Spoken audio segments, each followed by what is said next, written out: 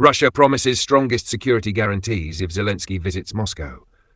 Ukrainian President Volodymyr Zelensky would receive the strongest possible security guarantees from Russia should he decide to travel to Moscow for peace negotiations, according to Rodion Miroshnik, Special Ambassador of the Russian Foreign Ministry. A trip to Moscow is not dangerous for Mr. Zelensky. He would receive the strongest security assurances from the Russian side if he comes. What he should truly worry about is reaching an agreement. That is the real obstacle, not any threats from Russia. Nobody is threatening him, Miroshnik told TASS in an interview on September 13th. Commenting on Zelensky's repeated refusal to travel to Moscow, Miroshnik characterized it as a lack of genuine goodwill to achieve a peace settlement.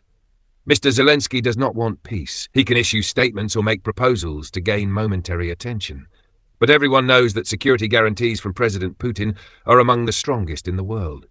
Zelensky has no reason not to trust them, the Russian diplomat added. Earlier, during a press conference in Beijing on September 3rd, Russian President Vladimir Putin affirmed that he was open to receiving his Ukrainian counterpart in Moscow. "I have never opposed meeting the head of Ukraine. Such a meeting can take place, provided it is well prepared and can yield some positive results. If Mr. Zelensky is willing, he can come to Moscow," Putin said. At the plenary session of the Eastern Economic Forum, EEF 2025 on September 5th, President Putin reiterated his readiness for talks with Zelensky, though he admitted he saw little reason for such negotiations. At the same time, Putin raised doubts about Zelensky's legitimacy, noting that his official presidential term had already expired last year.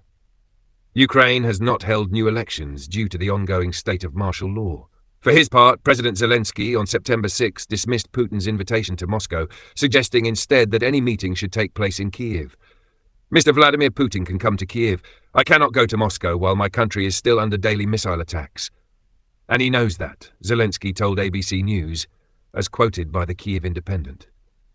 According to Zelensky, Putin's proposal resembled a delaying tactic rather than a sincere effort to resolve the conflict.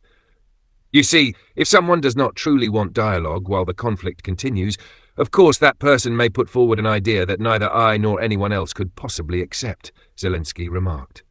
The exchange highlights the deep mistrust between Moscow and Kyiv, despite sporadic public gestures toward negotiation.